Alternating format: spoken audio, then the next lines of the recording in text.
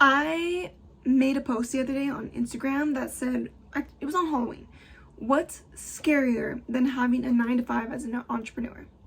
Answer was being broke as shit.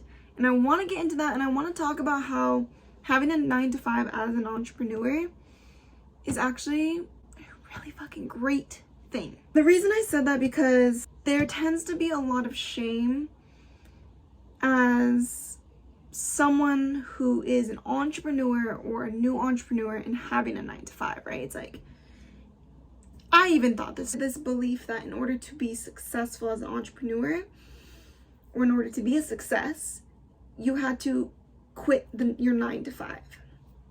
And to make it worse, if you were an entrepreneur and had to go back to a 9-to-5, that was a failure. That's how I felt, that's how I believed, because that's what I was taught. And I always take radical responsibility because I allowed that to sit within me even though it didn't feel good. And when I realized and actually acknowledged it, that it did not sit right with me, I took radical responsibility and I worked through it. There is no shame around having a 9-to-5 as an entrepreneur, and I actually wish I would have held on to mine a little bit longer. Now this also is your reminder, if you're in a toxic job, get out of it. But if you're not ready to just be off solely your business, get another 9-to-5, one that you enjoy. I actually had another peer who had a 9-to-5 at the time and was a business owner, an entrepreneur. They said they looked at it as their investors, right? Their 9-to-5 was investors in their business and funding their business. And that's why I want to go over 3 different things today. 3 different things that are going to change the game around your business. One is being able to be in that expanded state, in that state of being that truly embodies who you want to be. But if you are constantly stressed about money and you have no idea where your next meal is going to come from, or when that next dollar, you're like literally on the edge waiting for that next dollar, you're not going to be able to be in that state of being that you're desiring to be in, because you're going to be in a stress response. And when you're in over your head in that stress response, way off the edge of that stress response and off that cliff, you don't have space for your business. You don't show up for yourself. You don't show up for your business and your clients and your community and your mission the same way. You show up from a low battery.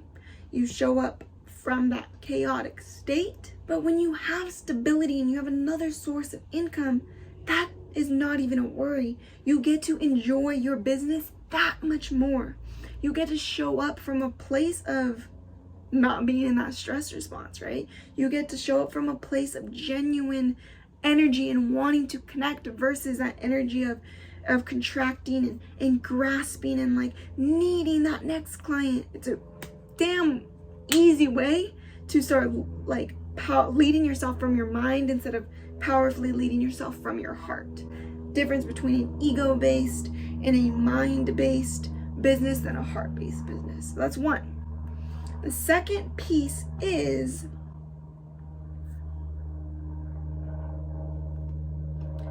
less is more. Just imagine, let's say you work 5 days out of the week, you work 9-to-5.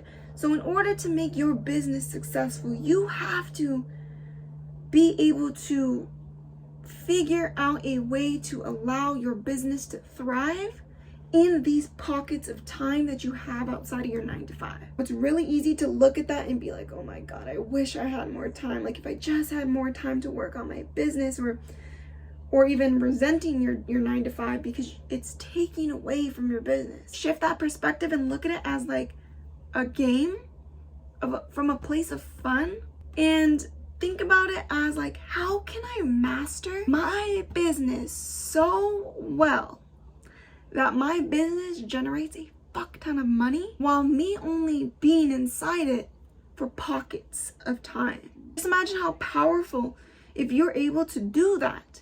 Then when you are able to quit your 9-to-5, imagine how much free time you're going to have, because you've already mastered how to run your business from that restricted amount of time and that restricted amount of energy. You can then not only have that successful business in place with ample amount of times for you, because that's really why we go into business, is for freedom. You can decide to use some of that extra time and energy to then double your business.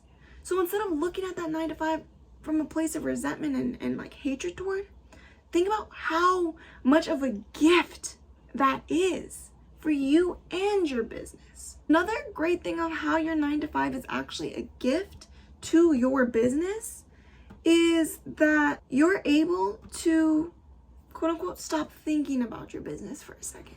And I found that when you actually step away from being inside your business, not only do you have more creative ideas, but you also leave space for your business to be. And I found personally, when I've gotten the most clients and when my clients have gotten the most clients, is when they step away from their business. Like, I had my one-on-one client who, she was in the middle of launching a challenge and she ended up having to go into her other job, right? She got called in, and when she got out of her job, she realized she had multiple people reach out to her while she was at her job to work with her, to join that challenge. And the reason being is sometimes we can be grasping on to those people too much, but when we allow in that release of our business and our attachment to the outcome, we allow for that space to receive.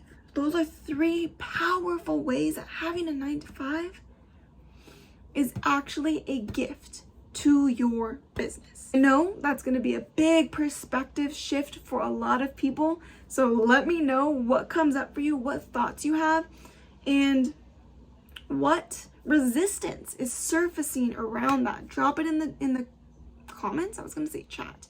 Drop it in the comments below and let's have that conversation, because your 9 to 5 is actually a gift. My coach actually didn't leave their 9 to 5 until they were making $300K in their business. And that's what I wish I would have done from the beginning, is keep my 9 to 5 and use the money that I generate from my 9 to 5 for all of my personal stuff. And that way I can use my business for investments in my business, use my business for the business bills, but also that way I could save more money. Another tip I want you to take, because you then have that security and that stacking within your business, that's going to make all the difference. Because when you see that number in your bank account and in your business, and you see the number that you're generating, it's also going to fuel your abundance. It's going to fuel that abundant mindset more, which then again, we know it just attracts more abundance. So that's something I would have done differently too, that I highly recommend you input into your business. But of course, take what resonates, take what doesn't, take what feels aligned, take what doesn't. It's all up to you. Your business gets to be your way. This is just an invitation to see what feels good for you and what feels good for your soul life, your soul, and your soul business. So I will see you on the next video.